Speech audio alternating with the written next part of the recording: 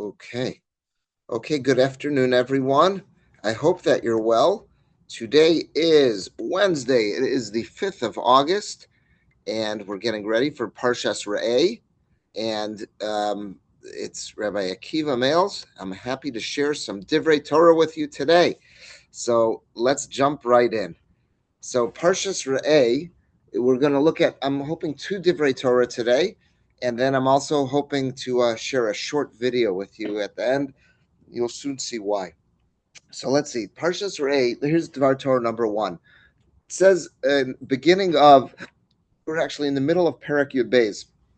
Hishamar lecha pen ta'ale olosecha v'chol makom asher tireh. After we get into Israel, and the Mishkan is going to be established, and then hopefully the Beis Hamikdash will be built soon after. Again, it took over 400 years till that happened, but it's telling us once we get into Israel, the Mishkan is going to be established. It was going to be in Shiloh for close to 400 years, then in Nov and Givon, and then eventually Yerushalayim, and then the Beis Hamikdash. So when those are set up, once those are set up, you got to be careful not to bring korbanos offerings wherever you just think about it. Only in the place where the Lord sets up amongst one of your tribes, meaning where the Beis Hamikdash is going to be built, only there should offerings be brought. That's talal osecha. That's where your completely burnt offerings are brought.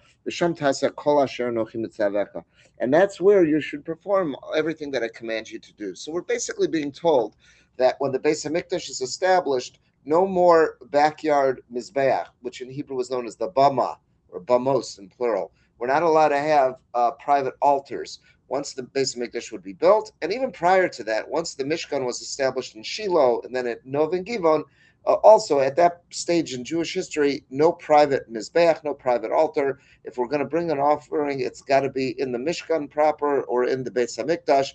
None of this backyard barbecue altar kind of situation. That's what the pasuk tells us. Let's take a look at the Chizkuni. The Chizkuni is one of our Rishonim, and he's going to give us two reasons as to why this is important.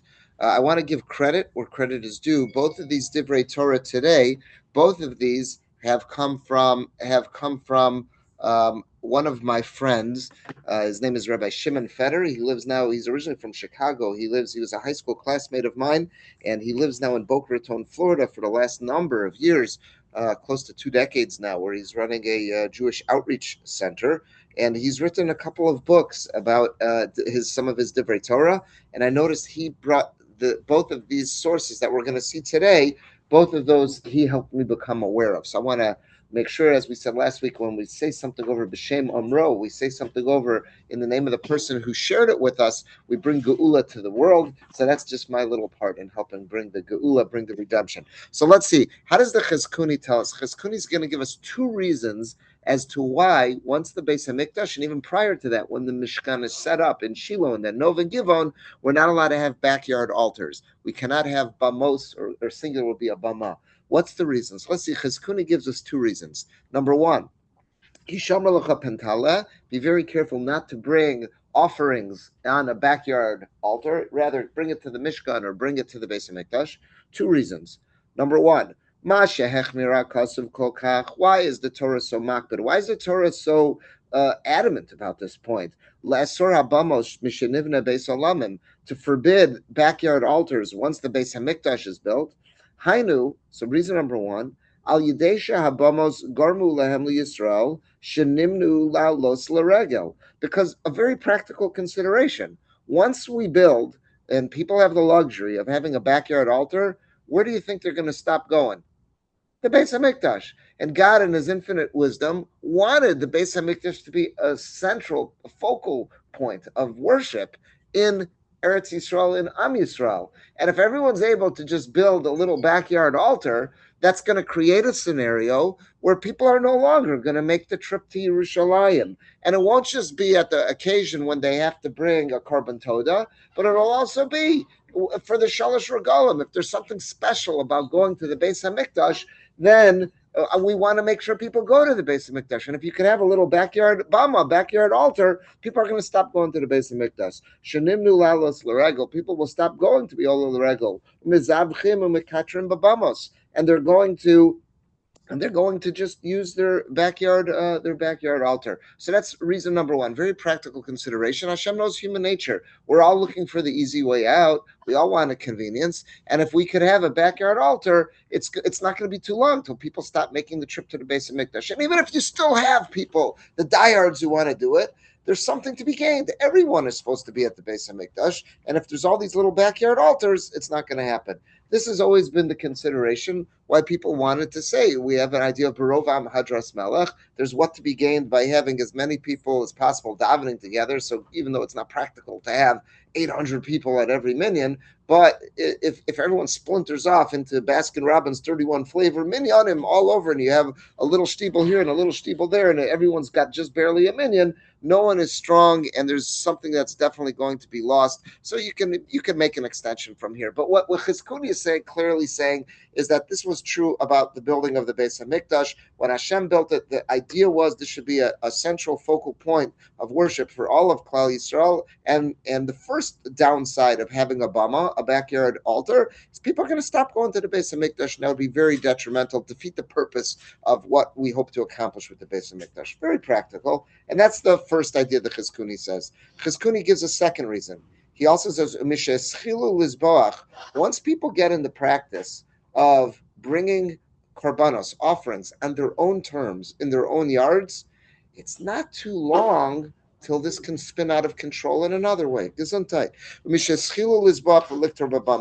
Once people get in the habit of, I don't have to answer and follow the rules of the Beis HaMikdash and follow the Kohanim, rather I can do it on my own. So he says it's not going to be long. Odo sifu limol mal. They're eventually going to commit another a crime. Lizbach lekater leagalim, to start offering sacrifices to an egel, to a calf. Shebebeis el ubeshebedan. These were the places in the northern kingdom when they split off from the Aser Shvatim split off. What did they do? They built Agalim, they built golden calves in Beital and also in Dan. Those Micha set up his idols over there. So, and Hashem wants to keep people away from this. If the rule stays that we're only allowed to bring korbanos, offerings, in the Beis HaMikdash, that'll make it much less attractive to fall into the trap of Avodah Zarah, because I know I've got to bring it there. But if I'm allowed to have a backyard barbecue, a backyard altar, it's not going to be long till people say, well, listen, once I'm already doing this and I'm not under the dominion of the Kohanim, okay, so it's not such. It makes it easier to fall into the trap of Avodah Zarah. So two very practical considerations, and the idea basically being it's very hard to stick the genie back in the bottle. Once you take the genie out of the bottle, there's the law of unintended consequences, and that's going to kick in. And here's two unintended consequences of bamos, of having backyard altars, is that number one, people are going to stop going to the Beis HaMikdash, and even if some go, it's not going to be anywhere near what Hashem's intent was. And number two, it's going to lead to it's going to make it much easier and pave the way to basically for people falling into the trap of Avodah Zarah. So as a way to knock this out, the rule is hishamar lacha. Be very, very cautious. This is a big deal. No backyard altars. Now, I just want to show you, if you think this was a far out concern, all one has to do is look in Sefer Yoshua. I put it there as a bullet point. See Sefer Yoshua, Perach Chav Beis, chapter 22 in Sefer Yoshua. It's a narrowly averted civil war that takes place over this. At the end of Sefer Yoshua, what happens? We read about how they're settling and dividing, conquering the land of Israel. And Yoshua says, okay, now that it's done, those 2.5 Shvatim, Reuven, Gad, and Chatzi Menashe, you're allowed to go back to your families on the east side of the Jordan and start living normal lives again, because the oath that you took was you were going to help us fight the wars and conquer and divide the land. Now that that's done, go back to your families and live the life that you and Moshe had agreed upon. That's what Yeshua tells them. They go back, and it's not too long until scouts come and tell Jewish forces in mainland Israel, we've got a big problem on our hands. What's that? We were just up somewhere near the Jordan River, and we looked across, and what did we see? They built a massive altar on the east side of the Jordan. Reuven, Gad, and Chatzi Shevet Menashe, they're seceding from the Union. They built their own altar. And you're not allowed to do that. So they put a military force together, and they're ready to march off to war, saying you're about to ruin Klal Yisrael. We have very clear in this pasuk here says we're not allowed to have backyard altars once the Beis Hamikdash is built. And even though the Beis Hamikdash was built, the Mishkan is set up. Once the Mishkan is established, it stopped traveling. This rule kicks in. You're not allowed to do that. They're ready to go to war. And they're this close. It's like one of those situations you read about these events in the Cold War days where both America and Russia had their hand on their button ready to hit the nukes, and some miracle happens that it was quickly defused, the whole situation. But it was this close. So that's what was going on in Parashas Beis and Yoshua. What happens? Finally, representatives of Reuven, Gad, and Chatzi Shev Menashe say, no, that's not what's going on here. Chas v'shalom, we never planned to use this altar. We just built a model because we know that our kids are now living so far away from Israel proper. They're so far away from the Mishkan and from worship, and we don't want them to forget about what's going on and that there is a concept of a Mishkan and that we have a Mizbeach and that korbanos can be brought there. So just to remind everyone of this, again, we don't have, I guess, educational tools. What? I guess not all of them were going to do it, especially the kids. Their kids weren't going to be able. Says we don't want our kids to forget about it. So we built this model. We never planned on using it. This is just for visual educational purposes. That's what they say. And once they confirm that, they confirm, and Pinchas, by the way, it was the grandson of Aaron. He was the one who was leading the forces. They're ready to declare war on Reuven, Gad, and Chatzi Shev Menashe. Once he confirms that this is the truth and everything, they call off the army, tell everyone to go home, and they basically say, many of the Mepharshim point out, this whole enterprise was an awful idea from the get-go about the 2.5 tribes being so far removed from Klal Yisrael. Yeah, it had good grassland over there, and it was good for their sheep and their stuff, but it wasn't a good idea. And that's what a lot of Mepharshim point out. Moshe may have showed him about how it might be mutter to do it, but just because he said it mutter didn't mean it was a good idea. In fact, they're the first ones who get exiled when the 10 tribes get exiled, and you see how they're so nervous about their kids being cut off from Klal Yisrael. It was a bad idea. Moshe just showed him how it could be mutter, but they never asked him if it was a good idea, and he didn't offer that piece of unsolicited advice. But this is, you actually see it in Parashas Beis, how a situation like this almost came to a head. Yes, Cindy? Lamaisa, if during the time of Ola Regal, you couldn't get there, there was no subbing on Yantif. You just kept Pesach being right. You didn't. And if you had a good excuse, for why you didn't bring a Korban Pesach, there was Pesach Sheni. Right. But if you didn't have a good excuse, you missed out on that. I was trying to feel like that the men would go, to Yerushalayim, and all the women and the kids would. Well, no, they would try to go as a family. They would try to go as a family, but there probably were people who couldn't make the trip if they were ill or yeah. And the borders. Yeah. It was hard. 100%. Yeah, and now imagine you're expecting. You just gave birth. Not everybody could travel. So people, like we were saying, human nature, how they appeased themselves when it was Yontif and they couldn't go. It was a challenge. So they just made cheesecake. Yeah, it was a challenge. In order to try to do the best. In other when you had this one central, I'm sure they still had some gathering in Minyanim, but it was if the whole at that point. They didn't have a sitter. No, but there was a concept of davening. You know what I'm saying? People, it wasn't formal. In order until the Anshe Knesset is like, no, we didn't have. According to Rambam, you just every person for themselves once a day at the or 3 times a day. What? Did they say no down here? I don't know if they had a formal text. It was up to the individual. At a certain point, Chazal said, we're not skilled anymore. They gave us a text. But that's, I mean, your next part is like what happened during the pandemic. People who came to legitimize staying home because they. Oh, yeah. There's still communities that haven't got people back to shul. Still young people. Oh, there's 100%. 100%. There's a lot of people who are still, and you speak to shuls around the country, there's still people who, from Orthodox shuls who never made it back to shul. It's ruined people. I want to share with you, we're talking about the law of unintended consequences. I once was talking about this a little bit from the Bima during the drasha, but I want to share with you here. I found an article. This is not so long ago. It's just about a year ago. And this was a survey. This is from USCJ. That's United Synagogue of Conservative Judaism. That's the synagogue body that all the conservative shuls who affiliate as conservative shuls belong to. This was an article that came out. I just want to read parts of this with you, and then I want to tell you about a conversation I had with a conservative rabbi I know. So let's read parts of this article. Again, I didn't put the whole article here, but there's a website if you want to see it. New poll shows most congregations, about conservative ones, offer weekday minyan and digital options. Again, they don't tell you how often the weekday minyan is, but let's see. But they were very proud. Most conservative shuls were back now to having some weekday options, but they almost all had digital options too.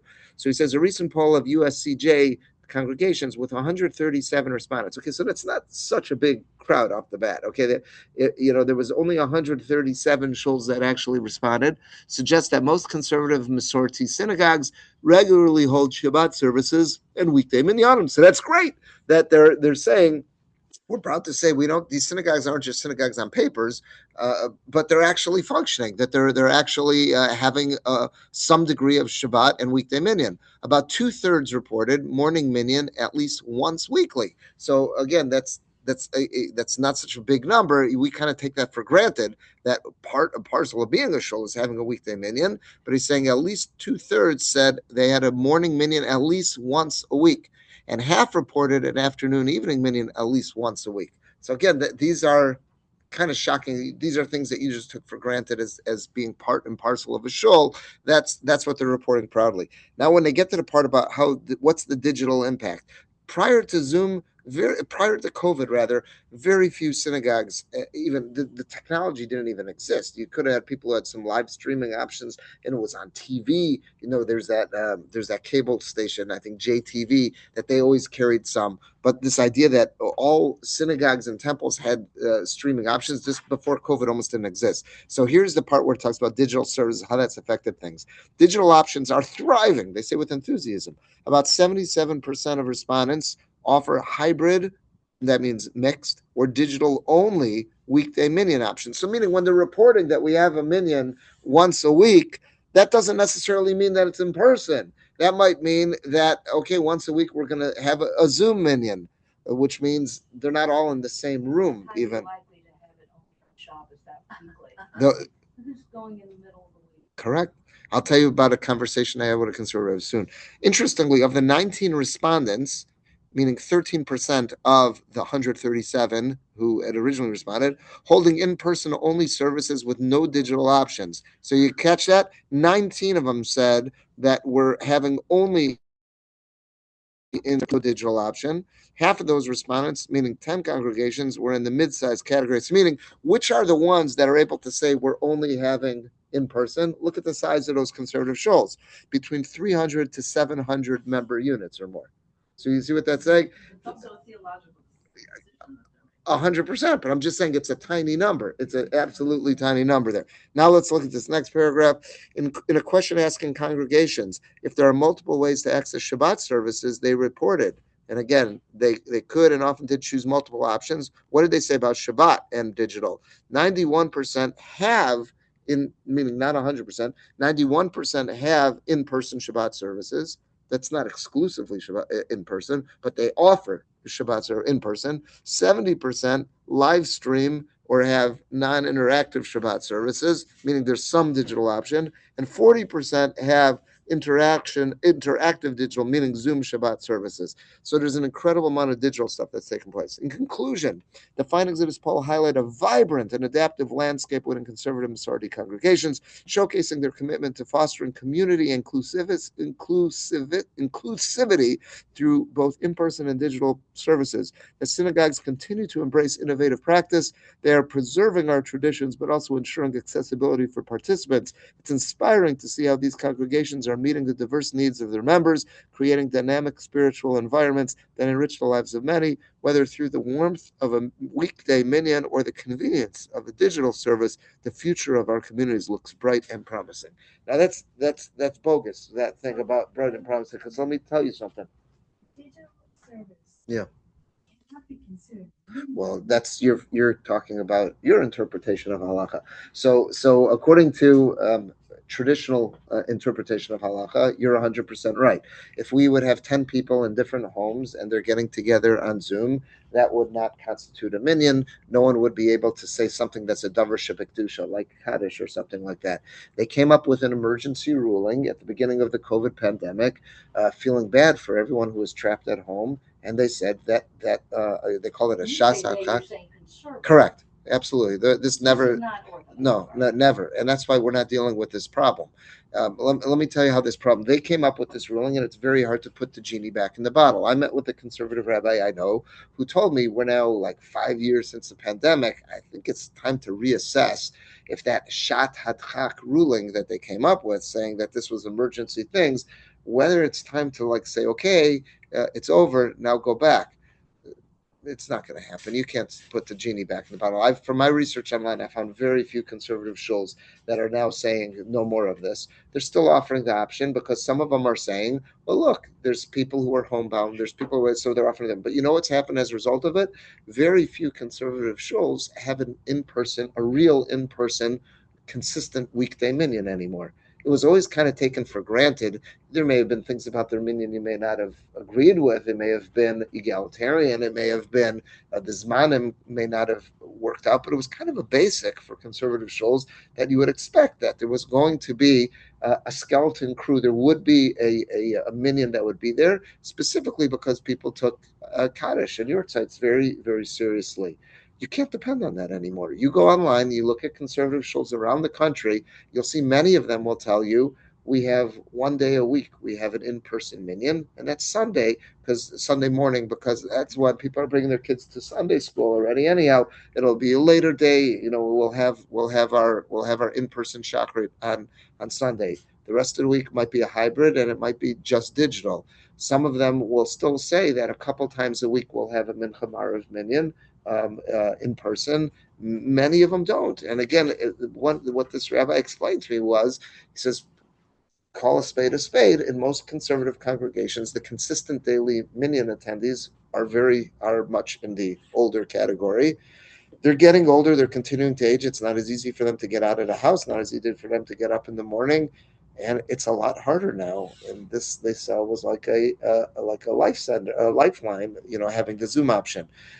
They're struggling with this, and I'm telling you, he told me, he goes, me and a bunch of my colleagues, we're really trying to to see what we can do to with the head of the movement to try to see what we can do to it, because it's not a shadat chak anymore, and take this away. Judaism is dying. That's the other problem. Again, when you looked at this here and it said which ones had the in-person services, they were the ones that the synagogue size was, what was it, between 300 to 700 member units. You're talking about a mega shul at that point. How many communities have a conservative shul that has a mega shul? Very few. There are very few. So this is a classic example of the law of unintended consequences. And by the way, this isn't all that different. And some of the conservative rabbis in the articles that I was reading, they were saying you made the same mistake now as you made a half century ago with the Shabbos driving tshuva, where you put out a tshuva saying that as long as you're driving to shul, then it would be okay, because that's a way to connect with your synagogue community, but no driving to the mall or to the soccer game, just to shul. And what happened? You ended up killing Jewish neighborhoods, because now there's no reason to live in a Jewish area anymore if you could drive out to shul. So there's no more concept of living in a Jewish area, if you're a Jewish neighborhood, so to say, if you're belonging to a conservative shul. But also, no one's keeping to that rule of saying, okay, I only drive to shul, but I won't use my car for anything else anymore. So law of unintended consequences, you're making the same mistake all over again now, and you're going to kill in-person minyan with this Zoom phenomena. That's what I'm seeing a lot of people saying. But again, from this article, which is an official article from United Synagogue of Conservative Judaism, you don't see any of that reluctance whatsoever. If anything, they're championing it, saying this is a great example of how we fuse together tradition with innovation, and we're doing our best to meet people where they are. That's what they're saying. But you talk about the law of unintended consequences. That's what the Chizkuni is saying. There's two laws of unintended consequences when it came to having the backyard altars, and that was number one. You're going to really cut down on how many people are going to go to the Beis Hamikdash, whether that means for regular sacrifices, offerings, or whether it means being Olel Regel. And number two, you're going to make it so much easier for people to fall into the trap of Avodah Zarah. So that's why we need to resist this. That's what the Chizkuni says. And again, I think here's just an example of how you see that concern playing itself out in our times. But I want to point out that's not limited just to this. One of the first Mishnayos in Pirkei Avos tells us that one of the jobs of Chazal was asu sayag la Torah. They had to create protective fences around the Torah. But that's a job of Chazal. And we have to understand what happened is that they said, we're looking at the Torah, we see where the danger zones are, what the Torah wants us to avoid, what averus we got to avoid, but we also recognize our job is to create a protective fence around that. So, for example, in a minefield, where's the really dangerous spot? Where the mine is. But if we let people go play golf in a minefield, it can be kind of dangerous. People might end up stepping on that mine. So what makes the most sense to do? Fence off that whole area and until those mines could be cleared out. And that's the same thing what Chazal did. We understand that the real danger spots are avodah zara, but we got to make sure it doesn't come to avodah zara. So what did the Torah say? Torah said no backyard altars. Okay, you're giving us a model for what our job is to do, and that's why we'll find there are so many Isurei Derabanan. There are so many points where Chazal said, especially with Shoah Shabbos, where I say, okay, this may not be a Torah prohibition, but it's a rabbinic prohibition. They weren't just trying to stack up stuff and make our life more difficult. They understood that, look, this is a very easy prohibition to slide into, so it's our job to put a protective fence around it. So this is an example that Chazal would have looked to see, well, the Torah did it here, according to Cheskuni, put a protective fence to make sure that we don't cut off the will and the interest to go to the Beis Hamikdash, and that we don't open the door to make it easier for Avodah Zarah. So it's our job as Chazal, Asu Sayag La Torah, that's our job as Chazal, what the sages did as well. All right, that's Devar Torah number one. Now I want to share with you a second Devar Torah. And again, the second Devar Torah, this is based on a Rashi, and then I want to share with you something from Rabbi Sachs, and then you'll see where this comes in. So this is, there's a concept that comes up in the Parsha this week. In the Hebrew, the halachic term is called the mesis. The mesis means an influencer. Now, this isn't talking about, there's a whole new category of people. They'll tell you what they do for a living. I'm an influencer. That's not talking about that. An influencer is someone who's trying to push someone towards idolatry. Someone who's trying to push someone away. Do that. Yeah. Yeah, but I mean, full blown idolatry. Like in the time of Tanakh, someone would say, "Hey, come! I got a good idol, the Pesel Micha. Come with me. We're going to go worship this idol together. What are you doing today? I got some Molech. There's a Molech cult going, Rabbi. Come with me. We'll take part in this Molech worship ceremony. That's the original Mesis. That's the OG Mesis. That's there. That was out there. In modern day terms, you'll find the term Mesis used in halacha for a little bit of a different. They may not be pushing us to idol worship, but they're pushing us away from Torah observance. Like someone who might be a missionary or something, like a Jews for Jesus guy, they may refer to him as a Mesis Umadiach. So again, we're not saying that this is necessarily 100% halachic idol worship, but you're pushing someone away from Jewish worship. Or let's say he's not a Jews for Jesus guy. He's someone who's just abandoned Judaism. He's like some socialist Bundist who's out there from 100 years ago. He was one of these free thinkers who's trying to get people to stop observing Torah and mitzvahs. These guys may have been referred to as a mesis umediach, not because he was trying to push people to idol worship, but because he's trying to get people to abandon their commitment to Torah and mitzvahs. But again, the original one we're going to see in the Parsha here, this is someone who was really trying to push someone to full-blown idol worship. Let's see. It's in Parak Yud Gimel. Ki yisischa chicha ben imecha. So if you have someone who is your brother, the son of your mother, and they're trying to tempt you away from something, trying to influence you, to tempt you away, or it might not even be trying to get you, but one of your relatives. Or bincha, he's going after your son. Bitcha, your daughter. Oeshes chekecha, he's going after your wife. Or reacha, going after another friend, another member of Am Yisrael. Asher kanavshecha b'seis more, and he's secretly trying to tempt this person, saying, Nelcha v'navda Elohim acherim, come with me and we'll go worship some false gods. Asher lo yadata atavosecha. These are entities that you and your ancestors never knew and was never part of your routine. And these might be false gods that are part of the cultures that surround you. They might be really close by, or they could be far off from the Far East or something. No matter where they are on this planet, this guy is trying to tempt you to abandon Judaism and start worshiping these idols. Test lo savelo. Don't fall into it. Don't fall into the trap. Lo sishma love. Don't listen to the person. Lo sachasenecha love. And don't take any kind of pity on this person. Lo sachmo lo sachasalav. Don't have mercy and don't shield him. Yud. You got to hand this person over to Beis Din. Allow Beis Din to root this evil out of our society. Yud. Ki harog targenu. Because this person, Beis Din, is not telling us to be a vigilante and just whip out a knife and stab the person, but rather report this person to Beis Din, make sure there's Eidim, make sure there's Hasra, there's warning, and then Beis Din is going to sentence this person to death. And in fact, the person who was this guy was after trying to tempt and trying to influence, this person should have a hand in the process. I think what that means is that if the person's death penalty was skila, so this person should have a hand in the process. The way skila worked was that they first pushed a person off a 2-story structure, and then if the person didn't die, that's when they stoned him. So it's saying that this person should have the person who was the attempted influencee should have a hand in the process. And then the rest of the community should. The person should be stoned and put to death because he was trying to push you away from God. The same God who took us out of Egypt and stopped us from being slaves, that's who he's trying to push us away from, to go worship Baal and Molech.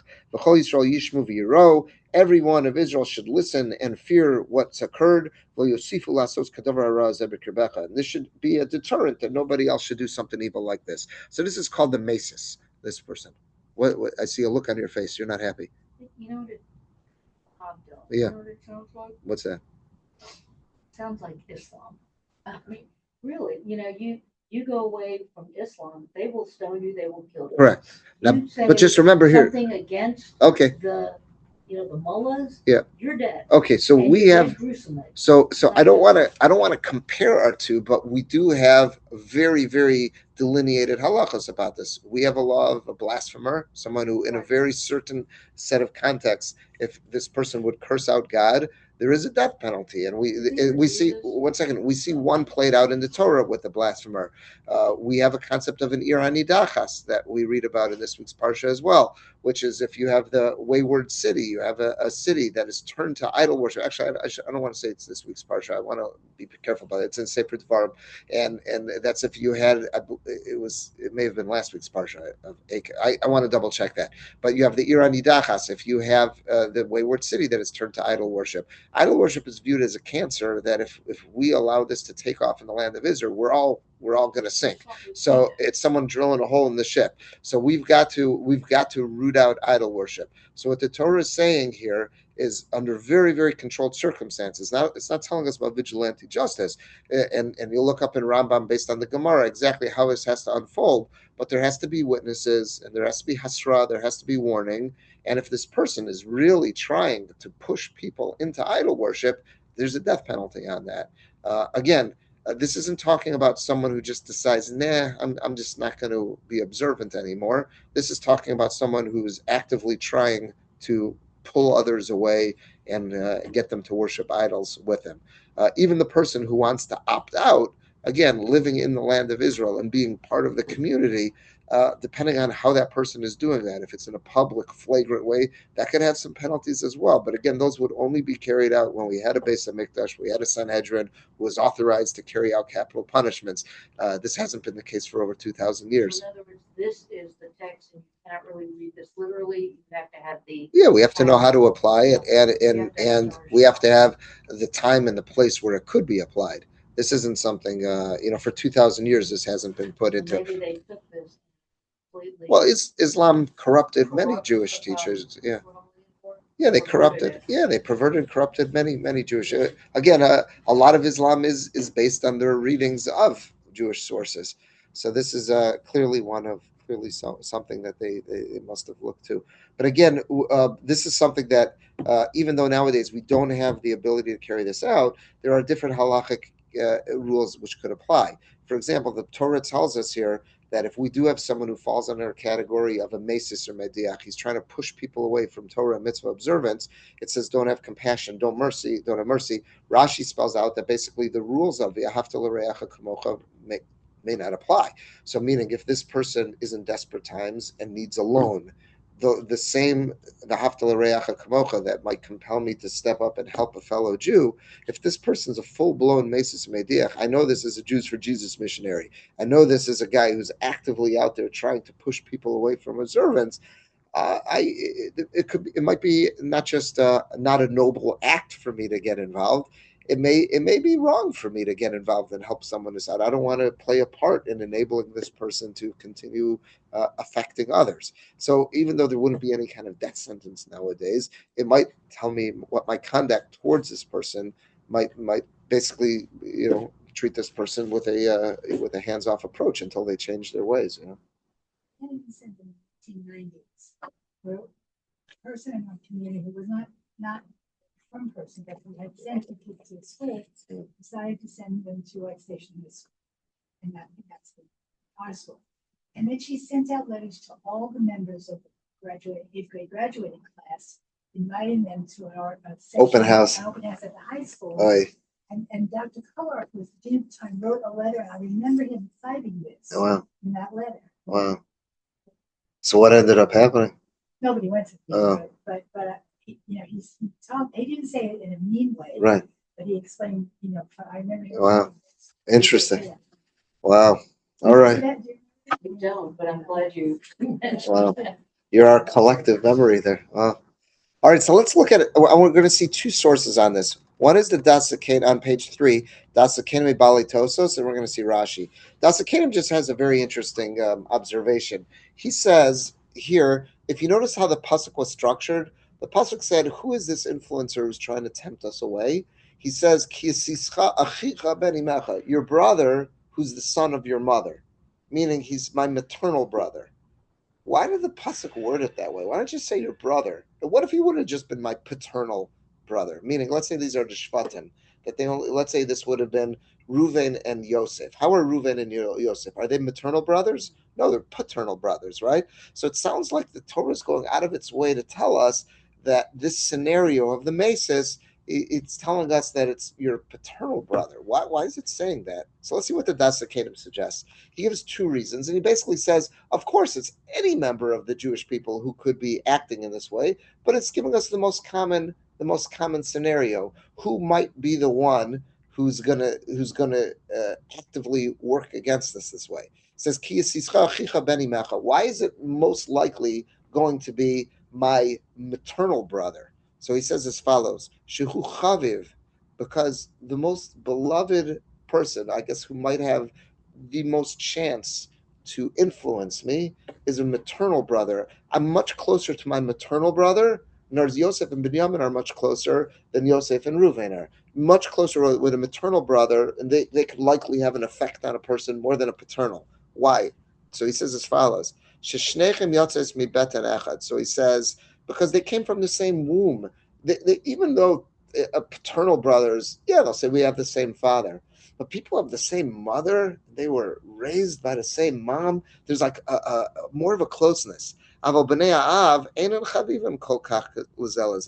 just don't have that same closeness. Paternal brothers don't have that same close relationship that maternal brothers have. Number one, because the same mother nursed them, the same mother carried them. They feel more of that common bond than they do to say, like, for lack of a better term, we have the same sperm donor. That doesn't have the same bond as that was. We share the same mother who carried us in her womb.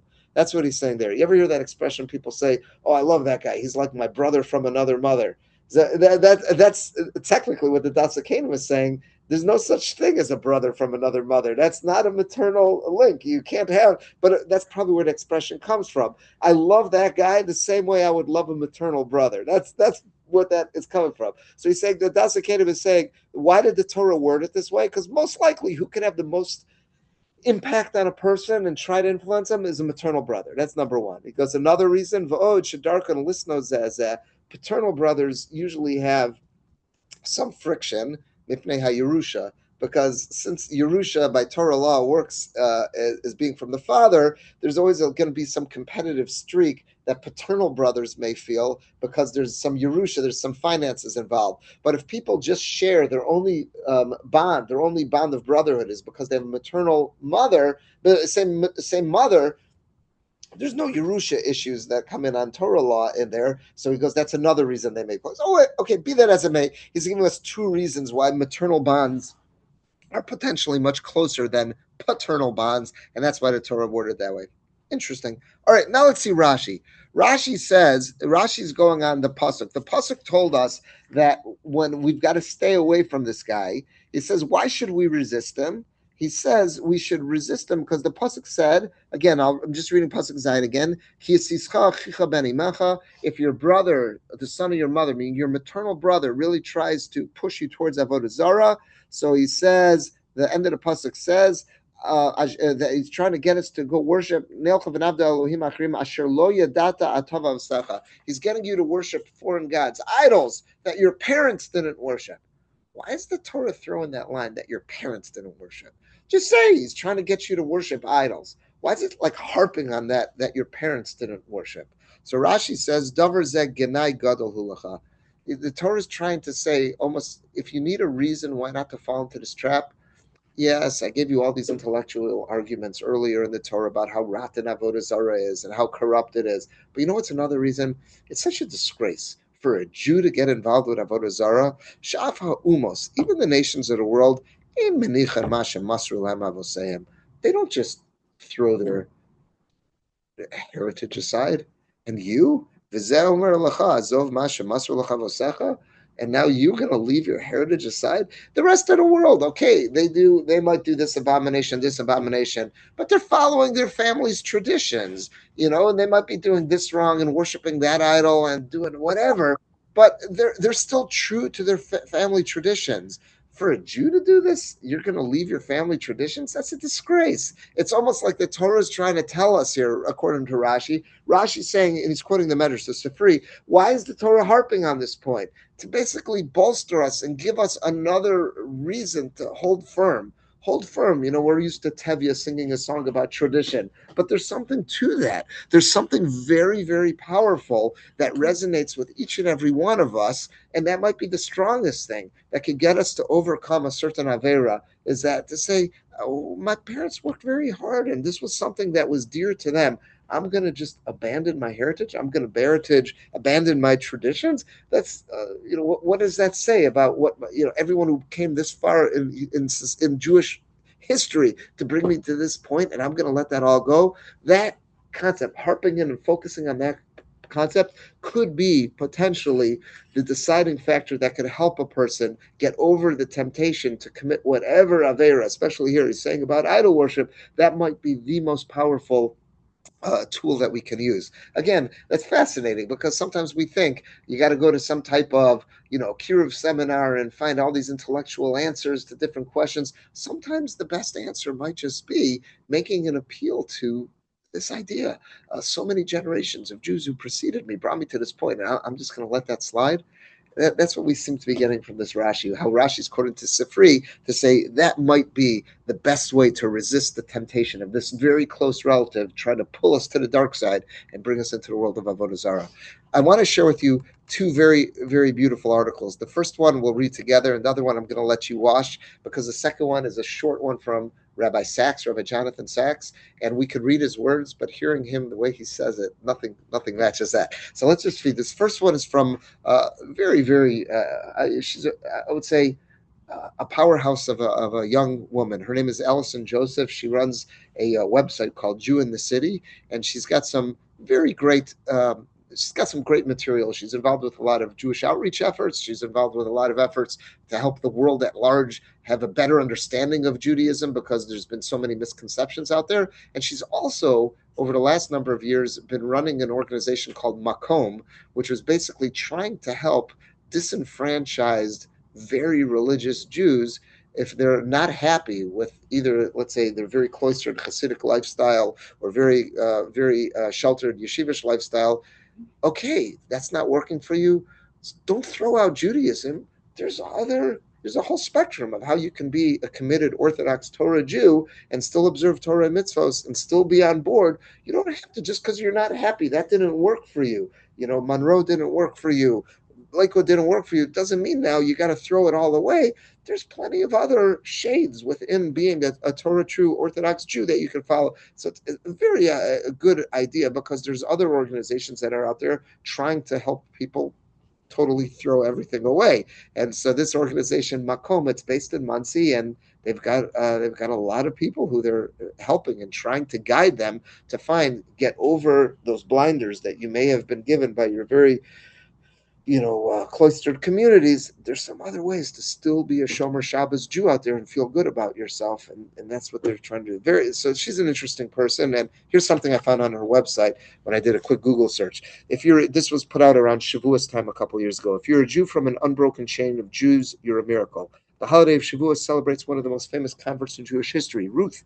When it comes to becoming a Jew, she is all in. She famously tells her mother-in-law Naomi, "Where you go, I will go. Where you stay, I will stay. Your people will be my people, and your God my God." On the anniversary of our nation choosing God in Torah, the book of Ruth is a fitting story. But I got to thinking about what that looks like when generation after generation for over 3,000 years continues to say, "Where you, Jewish life, go, I will go. Where you, Jewish life, stay, I will stay." What happens when generation after generation of children behave like Ruth, telling their parents, "Your people will be my people, your God will be my God"? What you have then is the continuity of the Jewish people, Am Yisrael Chai. If you were born a Jew in today's day and age from an unbroken line of Jews, then your family did all that for about 130 times, means generations. They defied the odds. About 130 generations since our people stood at Mount Sinai, became a nation, and were enjoined with a historic mission. It's quite remarkable that you're here today as a Jew, because it was always much easier to not be Jewish, to lose our way, to leave our people for a less complicated life. Additionally, so many of our people desperately wanted to remain Jewish but died trying. Our enemies cut their lives short for attempting to keep that chain unbroken. But your ancestors were not snuffed out, and neither were mine. They got us to this day. And with all that in mind, the question is, since you're still Jewish today, what are you doing about this miracle? I think it's a great short article. It's something to think about. But it's basically saying that every one of us who's here, it's because somewhere in our chain of ancestors, you had Jews who said, we're not letting go. We're not going to give up on that unbroken chain. And that's basically what Rashi is saying here. Rashi's quoting the Sifri saying that might be the best argument how to get a person from falling avodah zarah. This next thing is very, very similar from Rabbi Jonathan Sachs, and I want to share this with you. But let me put it. I want to put it on the share screen. So we're gonna do this on the screen, and then I'm gonna turn this around so you can see it. You can read along if you'd like, but it's marvelous. So let me put this up here, and then we'll play it, and we'll end with this. This is again part of. There's a website that's out there. Rabbi Sachs is a lot of his legacy, and this is a short essay that he wrote, and they made an animated film out of it. But he's actually doing the voiceover. I have a little dream. It goes like this. You are wandering through an enormous library. It has millions of books. And you're looking at all the titles of the books, and then suddenly you stop dead. There's a book, and on the title, it's got your name. You take it out. See, what is this book that has your name written on it? And you open it up, and you see that there are several hundred pages of that book, written by many different hands in different languages. And you try and work out what this book is. And with a shock, you realize that this book has been written by your ancestors. Every single one of them telling their story and handing it on to their children. And as you get to the end of the book, with a shock, you see that that empty page has your name on it. And you realize that is the chapter that you have to write. Now you're in the middle of this life. Can you just put that book on the shelf and walk away and forget it? I don't think you can, really. Because if you did, all those 200 generations of your ancestors would have kept that book going in vain, because it would have stopped with you. And I kind of think I couldn't do that. If they put their faith in their children to keep the book going, then they have all put their faith in me. And I have to write my chapter in that book. And when the time comes, give that book on to my children and grandchildren. That is what it is to be a Jew. To be a Jew is to be part of the most remarkable story ever lived by any people, covering more countries, more adverse circumstances, more triumphs and tragedies than any other story. And then the sudden realization that every one of us has a chapter to write in that story and hand the book on. That is what it is to be a Jew. And the second I realized that, I knew I couldn't walk away. I had to write my chapter and then give the book to my children and grandchildren.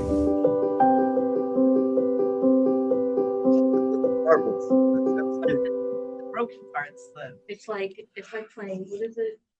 Pass a phone to 10 people. Right. And you say, chain, it's a chain letter. Right. But Absolutely. we were at I can't remember where it was. It was something at the JCC, and there were about maybe, I guess, say 13 tables of 10. Yeah. And the person said, your table of 10 has one person from each generation. It's you, it's your father, your grandfather, his father, and that's your table, 10 generations. And going all the way back to Moshe Rabbeinu, there are only like 13 tables in the whole room. And that's what Elsa was saying here, is that could be 130 generations. As Rabbi Right. Sachs here said, 20 generations. I just, Well, whatever, somewhere between, But the visual. It's because not there that, were- yeah, There were like that many tables Correct. in the room, and there were tables of 10, we're all sitting there. And that's the room wild. Wasn't filled up. correct. It's a Like lot. it's at the it was in Right. the JCC Right. in the auditorium. Yeah. There were not 13, Yeah. just 13 That's tables. but that's half an of the awesome room. visual. That's an It was awesome a visual. Huge visual. Yeah. Thing. One other thing. Yeah. We went up near Shechem on Har Ebal or Har Grizim, I can't remember which one.